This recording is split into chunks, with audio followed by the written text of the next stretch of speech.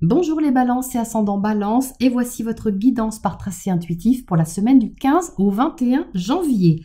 Alors qu'est-ce qu'on a pour les balances cette semaine? On a ça. Ah, alors ça parle de repos, ça parle de ressourcement, ça parle de recharger vos batteries. Donc, on est ici dans quelque chose d'assez intime, privilégié, pas forcément exposé, qui ressemble bien à la maison 4, là où il y a plein de planètes cette semaine, puisque le Capricorne, pour vous, c'est la maison 4, les balances. On a le Soleil en Capricorne, on a aussi Mars et Mercure dans ce même secteur. Donc, on va dire que votre attention est attirée vers l'intérieur, le bien-être intérieur. Et ici, j'ai quand même le rechargement de quelque chose. Le fait de vous occuper activement de votre jardin secret, quel que soit ce jardin secret. On est dans quelque chose de simple ici, mais utile. Vous savez, comme quand on fait le ménage pour préparer quelque chose. C'est pas juste faire le ménage parce que ça doit être fait. C'est vraiment en conscience de faire de la place pour quelque chose. Et en même temps, ça fait du bien. Il y a quelque chose de sain là-dedans.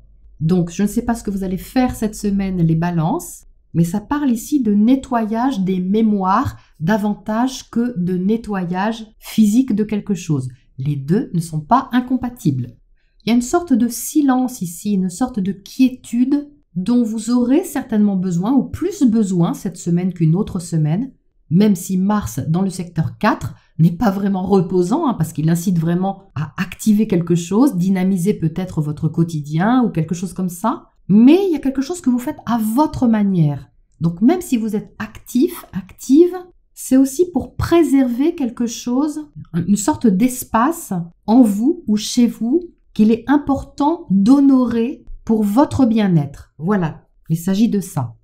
Donc de ce côté, il n'y a pas tellement de vie sociale. On va dire que les relations sont triées sur le volet cette semaine. Peut-être que vous aurez davantage l'envie d'être tranquille. En tout cas de ce côté, afin d'avoir vos petits moments à vous ou avec peu de personnes, justement pour vous ressourcer. Ensuite, par ici. Par ici, c'est secret aussi. C'est ce qui se joue un petit peu sous la surface. C'est une énergie de préparation, une énergie peut-être de travail en coulisses ou en vue de quelque chose. Alors c'est vrai qu'on a un trigone de Mercure à Jupiter. On a aussi un sextile de Mercure à Saturne, donc on a de beaux aspects. Jupiter est dans votre secteur 8, tout ce qui est caché, tabou, profond, intime, et que vous souhaitez quand même partager avec l'autre ou les autres. Donc il y a peut-être un travail de préparation ici, d'expression possiblement. Peut-être que vous préparez quelque chose à dire, quelque chose à écrire, quelque chose à partager. Il peut y avoir des démarches aussi effectuées, écrites, en vue de quelque chose, ou une prise de renseignements, de documentation, d'informations par rapport à un projet que vous visez et que vous préparez activement. J'ai l'énergie du taureau ici, donc c'est quelque chose que vous souhaitez quand même concrétiser au final, mais que vous faites assez discrètement. C'est assez discret par là. Ça n'en reste pas moins élégant, c'est assez élégant, digne. Enfin, il y a quelque chose d'assez cérémonieux, je dirais. Je veux dire par là que si vous avez une lettre à écrire, c'est pas une simple lettre. C'est une lettre où vous mettez les formes, où il y a certaines tournures à respecter. Enfin, vous voyez, c'est assez cérémonieux, quelque chose comme ça. Donc, tout ce qui est contractuel, évidemment, peut être privilégié, surtout avec Jupiter qui est reparti en marche directe.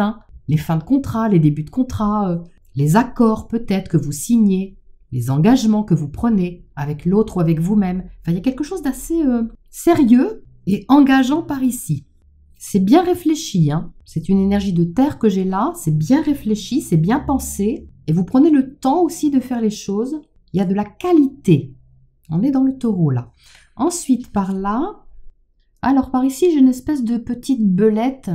Je ne sais pas si c'est une belette, c'est un petit marsupial, vous voyez. Donc là, j'ai de la curiosité par là et de la vivacité. C'est pas du tout la même énergie que de l'autre côté. C'est plus curieux, plus ouvert, plus vif. C'est plus du Mercure par là. Alors pourtant, Mercure est en Capricorne.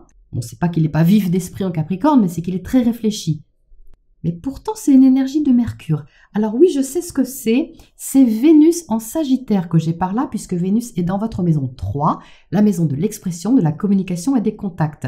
C'est elle qui est là, un petit peu curieuse, un petit peu excité ou enthousiaste à l'idée de quelque chose qui n'est pas encore complètement dévoilé ou pas encore montré complètement. Pourquoi c'est pas encore montré complètement? Parce qu'il y a ce carré à Neptune justement. Neptune est dans votre maison 6 et peut-être que vous préservez justement ce que vous chérissez, quelle que soit la chose que vous chérissez, pour ne pas tout montrer tout de suite.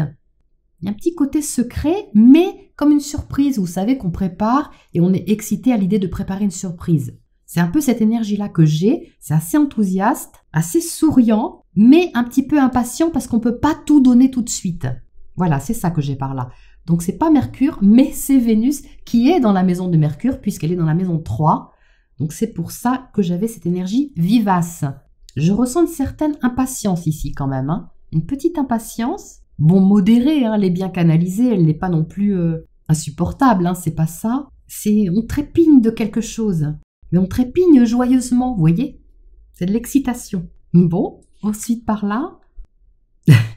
Alors, de ce côté, j'entends « Tadam !» Alors, je ne sais pas ce que vous présentez, ce que vous avez à présenter. Il y a comme une annonce par ici. Donc, de l'autre côté, c'était pas vraiment prêt. Et de ce côté-là, c'est peut-être pas encore vraiment prêt, mais vous annoncez quelque chose ou vous avez peut-être quelque chose à présenter ou à annoncer pour présenter plus tard. Mais là, c'est plus une mise en avant, une communication, quelque chose de plus ouvert, là, de moins caché, moins intériorisé. Il y a de l'optimisme, hein, c'est encore Vénus de ce côté-là, c'est encore du Sagittaire. Il y a de l'optimisme avec un projet, avec quelque chose vraiment que vous avez porté en vous ou que vous avez fait, que vous avez construit, que vous avez fait pousser, enfin quelque chose comme ça. Et il y a ce Tadam Yakela qui vous demande un petit peu de courage et qui vous demande aussi de lâcher prise sur le retour que vous pourriez en avoir. Donc c'est toujours ce carré Vénus-Neptune que j'ai par là. C'est la suite, en fait. C'est la suite de l'histoire. Donc ça veut dire qu'au départ, peut-être que vous cachez quelque chose, ou vous préparez quelque chose en secret, mais qu'au moment de le dévoiler ou d'avancer avec ça, il faudra bien garder à l'esprit que ce que vous donnez ne peut pas être forcément reçu de la façon dont vous le donnez. Peut-être que oui, et là c'est super, mais peut-être que non, ou pas forcément. Donc il n'y a pas de drame, hein, c'est pas grave, c'est juste que vous êtes invité à le prendre comme une expérience et pas une finalité. Voilà, c'est ça. Ça, c'est le message principal. Prenez-le comme une expérience et pas une finalité, en tout cas sur cette semaine. Voilà les balances pour votre semaine et je vous retrouve bientôt pour la prochaine escale.